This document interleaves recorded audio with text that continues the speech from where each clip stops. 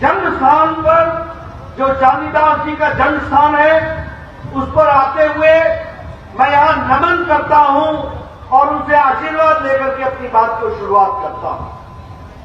मित्रों, हम चुनाव की वेला में आए हैं और चुनाव की दृष्टि से हम सब लोग जब नववर्ष मना रहे हैं तो यह नववर्ष सिर्फ नववर्ष ही नहीं रहने वाला है, यह नववर्ष असूल परिवर्तन का आगाज करने वाला है और सोनार बंगाल की ओर बढ़ने वाला है। इसके लिए भी मैं आप सबको बधाई देना चाहता हूं।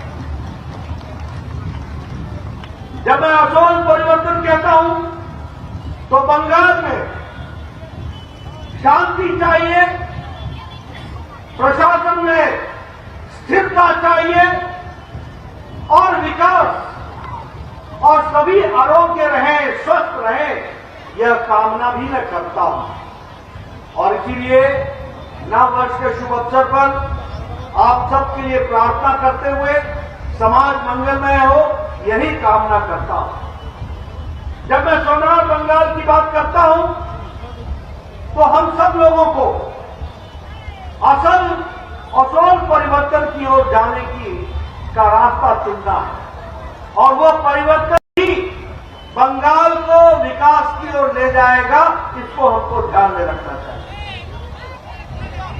मित्रों, हमने सुना था कि ममता जी मां, माटी, मानुष इसकी बात करती, लेकिन 10 साल में हमने देखा न मां की चिंता हुई, न माटी की रक्षा हुई और न ही मानुष की रक्षा हुई।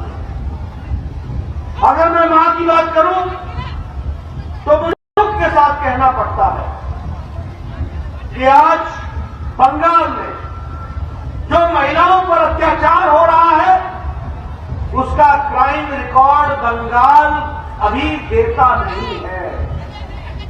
क्राइम रिकॉर्ड देना बंद कर दिया और इसके साथ साथ सबसे ज्यादा महिलाओं पर अत्याचार, सबसे ज्यादा महिलाओं पर रेप केस, सबसे ज्यादा महिलाओं का एसिड अटैक और सबसे ज्यादा घरेलू अत्याचार सबसे ज्यादा है तो बंगाल में है। इसको हमको ध्यान में रखना चाहिए। और मां की चिंता तो कभी की ही नहीं। शोभा मजुमदार, भारतीय जनता पार्टी के कार्यकर्ता की मां, अपने बेटे की रक्षा करते करते जान से हाथ धो बैठी, लेकिन ममता जी ने एक भी शब्द उनके पक्ष में या एक भी शब्द उनके दुख में शामिल होने के नहीं कहे। यह हमको ध्यान में रखना चाहिए। इसलिए मित्रों, ये बंगाल की दीदी, बंगाल की बेटी ने बंगाल की महिलाओं का अनदेखी की है, ये हमको ध्यान में रखना चाहिए। जहां तक माटी का सवाल है, बंगाल जो विकास करना चाहिए था वो विकास नहीं कर पाया। मैं आज यहां पर आया हूं, यह जगह जानी जाती है धान के लिए, ये जगह जानी जाती है आलू के लिए, लेकिन यहां क्या दुर्दैव की स्थिति है कि न यहां पर कोई वेयर हाउस है, न यहां कोल्ड स्टोरेज है, न किसानों को अपने अनाज को रखने की व्यवस्था है और बिचौलिए, मिडिलमैन बीच में किसानों का शोषण कर रहे हैं और कोई देखने वाला नहीं है। यह प्रशासन हमको देखने को मिलता है। यहां की सड़कें, यहां की व्यवस्थाएं सारी चरमराई हुई, लेकिन इसके बारे में कोई चिंता नहीं करता। कोई कोल्ड स्टोरेज नहीं बना, कोई वेयर हाउस नहीं बना और टीएमसी के कार्यकर्ता बिचौलिए बन करके किसानों का शोषण कर रहे हैं। यह हमको ध्यान में रखना चाहिए। इरिगेशन की फैसिलिटी, सिंचाई की व्यवस्था भी नहीं है। किसानों को अपने जेब से 5,000 रुपए खर्च करके और उसके मोटर की व्यवस्था करके उसकी व्यवस्था करनी पड़ती है। यह हमको देखने को मिलता है। तो न मां की चिंता हुई, न माटी की चिंता हुई, और मानुष की चिंता। आपको मालूम ही है कि मानुष की कितनी चिंता हुई है, किस तरीके से मनुष्यों के साथ यहां पर अत्याचार हुआ है। सबसे ज्यादा क्राइम रिकॉर्ड में सबसे ज्यादा बंगाल टॉप करता है, ये हमको समझना चाहिए। मैं स्वास्थ्य मंत्री था, बंगाल में डेंगू की खबर नहीं थी, बंगाल में डेंगू के बारे में जानकारी नहीं थी, बंगाल में कोरोना के बारे में जानकारी नहीं थी। यहां हमारा केंद्रीय दल आकर के बैठा रहा, लेकिन बंगाल के प्रशासन ने उनको मदद लेने से इनकार किया और जनता को मुसीबत में डाला। ये हमको ध्यान में रखना चाहिए। आप ऐसी सरकार चाहते हैं क्या? आप ऐसी सरकार चाहते हैं क्या कि आपको हम दवा पहुंचाएं और वो दवा आपको न मिले? प्रधानमंत्री किसान सम्मान निधि 6,000 रुपए साल का प्रधानमंत्री देने के लिए आतुर है, लेकिन बंगाल की जनता ने इच्छा जाहिर की। 76 लाख किसान है, लेकिन ममता दीदी ने वो पैसा किसानों तक पहुंचने नहीं दिया। अब 2 तारीख को सरकार रुपए का हेल्थ कवर मिलना था, लेकिन ममता जी ने ये 5 लाख रुपए की स्वास्थ्य की सेवा देने से इनकार किया। नहीं मिला आपको। अब 2 तारीख को असूल परिवर्तन आप करेंगे और पहली कैबिनेट में 4 करोड़ 34 लाख लोगों को 5 लाख रुपए का हेल्थ कवर दे दिया जाएगा। ये हम आपको बताना चाहते हैं आयुष्मान भारत। मित्रों, ममता जी और ममता जी के नेता अभी 10 दिन पहले, 5 दिन पहले दलितों के लिए इतना अपशब्द कहा जो हम बयान नहीं कर सकते। कहा इनको कितना भी दे दो ये टिक जाते, और उसके साथ साथ एक बहुत ही हल्का शब्द का प्रयोग हुआ। लेकिन ममता जी ने आज दिन तक इसकी भर्त्सना नहीं की, इसकी निंदा नहीं की। ये टीएमसी के नेता ममता जी और ममता जी के साथ सारे कार्यकर्ता ये दलित विरोधी हैं, ये हमको ध्यान में रखना चाहिए। ये नमोशूद्र के विरोधी हैं, ये राजवंशी के विरोधी हैं, ये मथुआ के विरोधी हैं। इस बात को हमको समझना चाहिए। और इनको तो छोड़ो, इनकी जो सहयोगी दल है देश भर में, कोई आर्मी थी, कोई सेना थी, कोई ये था, कोई दलित सेना थी, कहां छुप गए, कहां रह गए?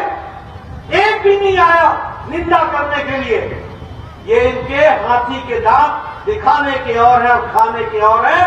ये भारतीय जनता पार्टी है जो सबका साथ, सबका विकास और सबका विश्वास लेकर के चलती है और सबको आगे लेकर के आती है। तो अगर मैं बात करूं, अभी ममता जी पर 24 घंटे का बैन लगा।